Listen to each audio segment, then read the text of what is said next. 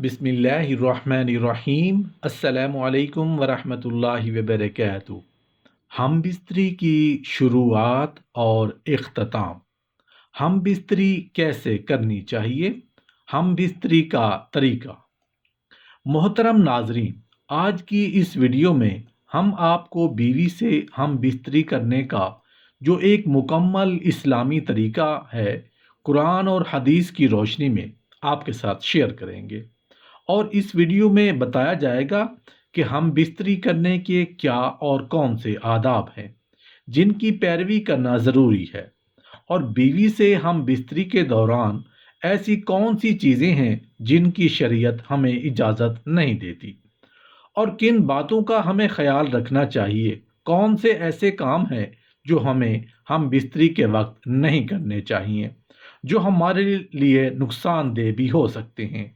जो लोग शरीयत के बताए हुए तरीकों पर अमल पैरा नहीं होते, शरई तरीका के मुताबिक बीवी से हम बिस्तरी नहीं करते हैं, वो बहुत से ऐसे नुकसानात उठाते हैं जिनका कि न सिर्फ अजाला करना मुश्किल हो सकता है, बल्कि वो गुनाह के मुर्तकिब भी होते रहते हैं। हलाल काम उनके लिए हराम बन जाता है। बीवी से हम बिस्तरी यानी मुबाशरत, सोहबत या जमा करना सुन्नत और सवाब का काम है। हदीस पाक में आया है कि अपनी बीवी के साथ हम बिस्तरी करना भी सदका है। इमाम गजाली रहमतुल्लाह अलैह फरमाते हैं कि आप जब कभी भी हम बिस्तरी करें तो नीयत सिर्फ मज़ा और लुत्फ लेने या शहवत की आग बुझाने की ना हो, बल्कि नीयत ये रखें कि जिना से बचेंगे और हलाल तरीके से सर अंजाम पाने वाली हम बिस्तरी से जो औलाद पैदा होगी वो नेक होगी। अगर इस नीयत से हम बिस्तरी करेंगे तो सवाब पाएंगे।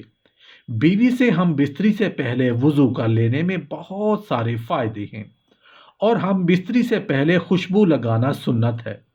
खुशबू का इस्तेमाल हम बिस्तरी और असबाब हम बिस्तरी में मददगार है।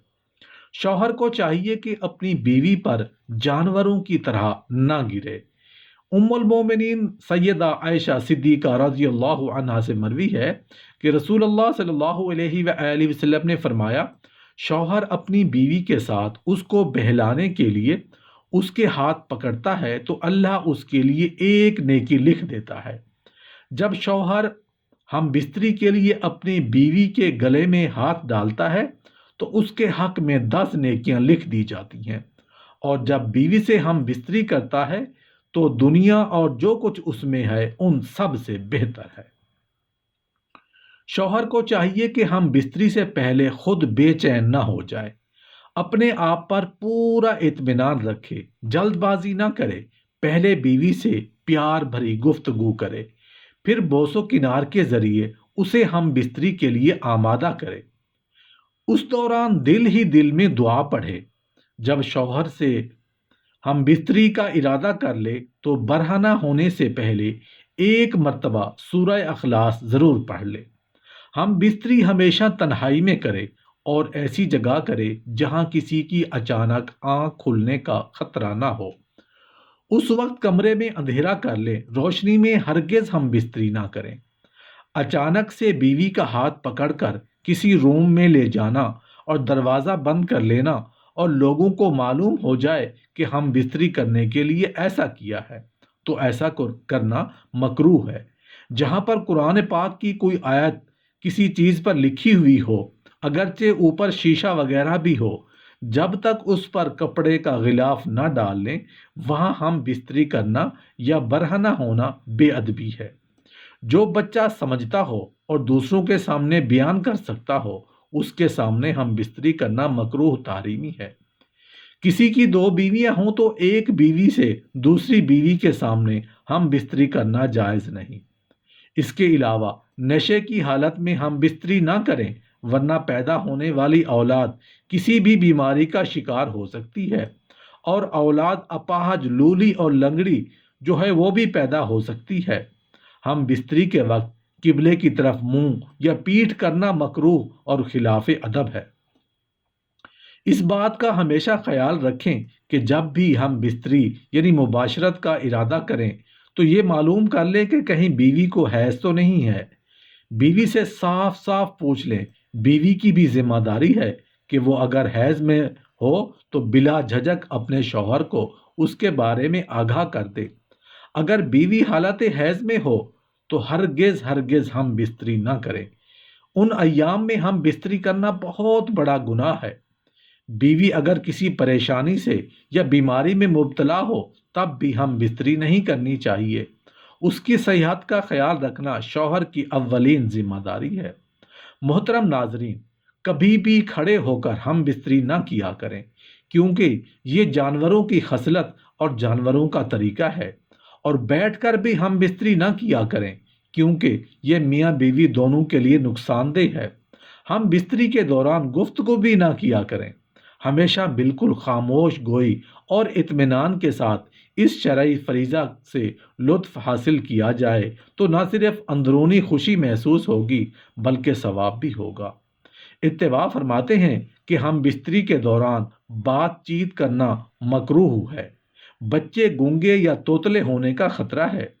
ہم بستری کے دوران مرد کسی دوسری عورت اور عورت کسی دوسرے مرد کا خیال اپنے ذہن میں نہ لائیں، کیونکہ ایسا کرنا بہت بڑا گناہ اور زنا کرنے کے زمرے میں آتا ہے۔ ہم بستری کے بعد فوراً پانی نہ پیا جائے، کیونکہ اس سے سانس کی بیماری ہونے کا خطرہ پیدا ہو سکتا ہے۔ ہم بستری کی باتیں دوستوں سے شیئر نہ کی جائیں، اسے شریعت میں ناپسندیدہ عمل قرار دیا گیا ہے۔ رسول اللہ صلی اللہ علیہ وآلہ وسلم نے فرمایا، جس کسی نے ہم بستری کی باتیں لوگوں میں بیان کی، اس کی مثال ایسی ہے جیسے شیطان مرد اور شیطان عورت سے ملے اور لوگوں کے سامنے ہی کھلے عام ہم بستری کرنے لگ جائیں۔ سب سے اہم اور آخری بات کہ ہم بستری کا طریقہ کیا ہے۔ شریعت میں ہم بستری کے لیے کسی دن یا رات یا کسی وقت کی کوئی قید نہیں۔ بس نماز کے اوقات کے علاوہ دن اور رات کے ہر حصے میں ہم بستری کر سکتے ہیں۔ ہم بستری کے لیے سب سے بہتر وقت رات کا آخری حصہ ہے، کیونکہ رات کے پچھلے حصے میں جو غذا وہ آپ نے پیٹ میں بھر کر کھائی ہوتی ہے، اور بھرے پیٹ سے ہم بستری کرنے سے صحت کو بھی بہت نقصان ہوتا ہے۔ بھرے ہوئے پیٹ سے، یعنی اگر آپ کھانا کھاتے ساتھ ہی ہم بستری کرتے ہیں تو اس سے آپ کو کیا کیا نقصان ہوتے ہیں۔ آپ بہت جلد منزل ہو جاتے ہیں، یعنی انزال جلدی ہو جاتا ہے، معدہ کمزور ہو جاتا ہے، ہاضمے کی قوت کمزور ہو جاتی ہے، جگر پر ورم آ جاتا ہے، شوگر کی بیماری ہو سکتی ہے، اولاد کم ذہن ہو سکتی ہے۔